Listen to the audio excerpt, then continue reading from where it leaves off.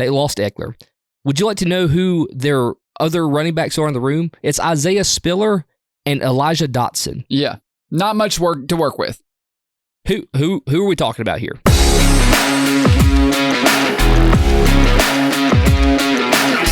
For me, it's Gus Edwards. Really? No kidding.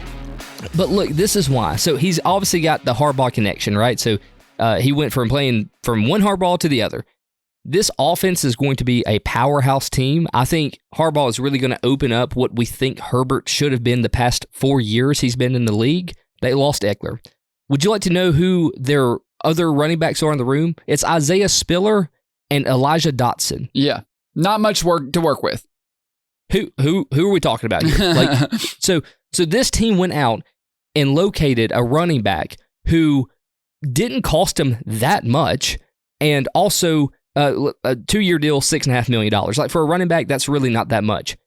This guy is a touchdown machine. So just last year, an average of 4.1 yards per attempt. That's pretty good. And in the end zone, he had 13 touchdowns on the ground. That's fourth among all running backs in the NFL this past season. They had to backfill Ekeler.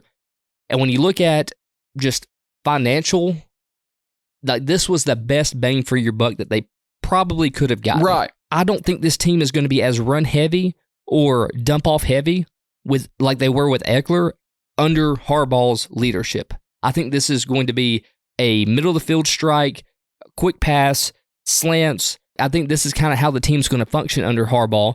And if they can get into the red zone, they're going to need that running back that can put it on their shoulders and get them the touchdown. So what I'm saying is, if you want a fantasy pick early that is going to pay off, that's not going to cost you a lot, that you could probably pick up in the second round, don't be afraid to go Gus Edwards here. Okay. Yeah, you said a lot of stuff. Some I agree with, some I don't. First off, you brought up how Edwards performed last year. It was the best season of his career. I just looked it up while you were talking. 810 yards, 13 touchdowns, blows away anything else he's ever done. I like Gus Edwards. He is a reliable back. That word, reliable, gets used sometimes for running backs in a negative connotation. To me, that's not negative. That means I can rely on you. That means I can count on you.